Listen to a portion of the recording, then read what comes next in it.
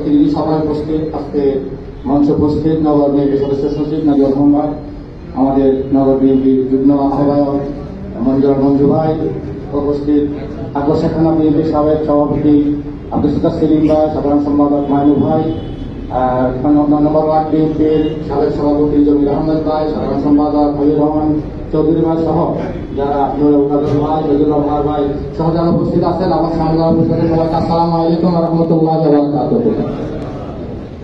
আমাদের যে সকল ছোট সন্তান জন্মগ্রহণ করেছে তারা আজকে 17-18 বছর বয়স হয়েছে, তারাই কোনো একটা বিএনপি সভা দেখে নাই কখনো। আমরা যারা 17 বছর আন্দোলন সংগ্রামে মাঠে ছিলাম তারা আমরা কখনো এটা ব্যক্তি উন্মুক্ত মাঠে আমরা এইভাবে এলাকার মধ্যে একটি প্রতি সম্মেলন আমরা দেখি না কখনো। আজকে আমরা আমাদের আকুতিগুলি কিছু তুলে ধরবো, কিছু সময় তো আমাদের যাবে, আমরা যারা উপস্থিত মঞ্চে আছেন তাদের কাছে দুঃখ প্রকাশ করবো যে আমাদের যদি কিছু সময় বেশি লাগে তবু আপনারা আমাদের কথাগুলো শুনবেন। আমরা আমাদের নগর বিএনপি সদস্য সচিব নাজিবুর রহমান আমাদেরকে 31 দফা নিয়ে কথা বলতে বলেছেন।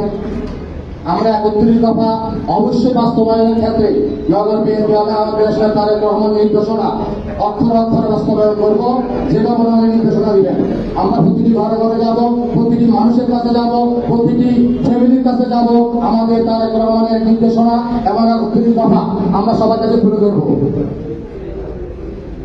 তারপর আমার কিছু কথা আছে, যেহেতু আমাদের নগর বিএনপি দায়িত্ব আমাদের ওয়ার্ডগুলি এবং থানাগুলি শুরু করবে, নগর বিএনপি ওয়ার্ডগুলি থানাগুলি করার পূর্বে আমাদের কাছ থেকে ওনারা এই প্রস্তুতি সভার মাধ্যমে আমার কাছে কিছু শুনতে চাচ্ছেন।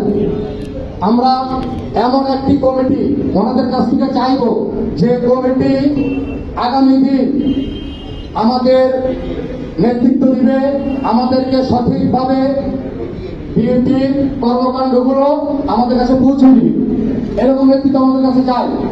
যখন আমাদের কমিটিগুলি করার কথা আসে, যখন তালিকা প্রণয়ন হয়, তখন আমরা এমন কিছু কথা শুনি যেগুলো আমাদেরকে ব্যথিত করে, আমাদের অতীত স্মৃতিগুলো তুলে ধরে।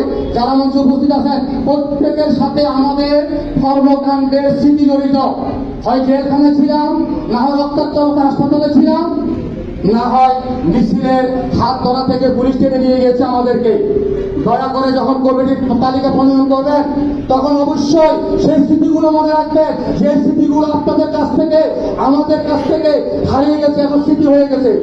সেই স্মৃতিগুলো মনে রাখবেন, যে স্মৃতি আমাকে আপনাকে স্মরণ করে দিবে আমরা তখন কেমন ছিলাম, আজকে আমরা কেমন হচ্ছি।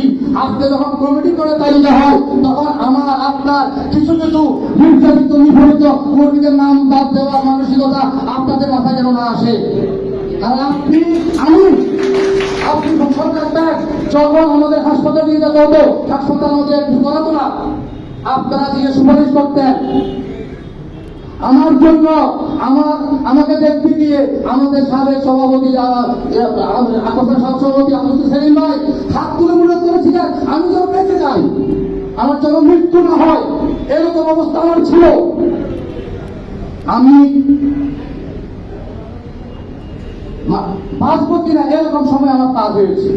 তাহলে আপনারা যারা এখানে উপস্থিত আছেন, নাজির ভাইয়ের সাথে আমার যেখানে গেছে আপনারা যারা উপস্থিত আছেন অবশ্যই মনে রাখবেন, আমি যখন কমিটির নাম প্রণয়ন করি আমার সেই কর্মীর বার্তা দেয় যার রক্ত দিয়ে রাস্তা বঞ্চিত হয়েছিল। আমার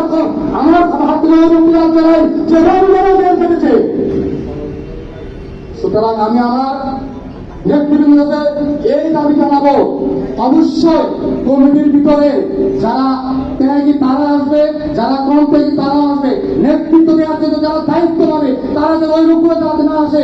যারা আমাদেরকে দেখে যখন আমরা ডিসিতে যেতাম, যখন আমরা টাকা রাজপথে যেতাম, যখন আমরা 28 অক্টোবর আসতে গেছে, টাকার ভাষা আগস্ট রাজপথে গেছি, তখন হাসতে আমাদেরকে এ পাগল না হলে কি ডিসিতে যায়, এই লোকগুলা যাতে দায়িত্ব না পায়, অন্তত দায়িত্ব যাতে এই লোকগুলো না পায়।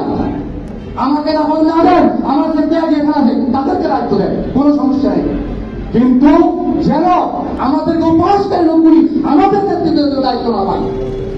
আমি এইটুকু দাবি রেখে আমি আমার আজকের বক্তব্য শেষ করছি। বাংলাদেশ জিন্দাবাদ, দেশ নেত্রী বেগম খালেদা জিন্দাবাদ। দেশ নায়ক তারেক রহমান জিন্দাবাদ, শহীদ জিয়া বীরুত্তম অমর হোক। আসসালাম। ধন্যবাদ। নেতৃবৃন্দ, মেহরবানি করে শুধু সভাপতি প্রধান অতিথিকে অ্যাড্রেস করবেন, আর কাউকে অ্যাড্রেস করতে হবে না। ধন্যবাদ। বক্তব্যটা সাংগঠনিক হতে হবে। এখন বক্তব্য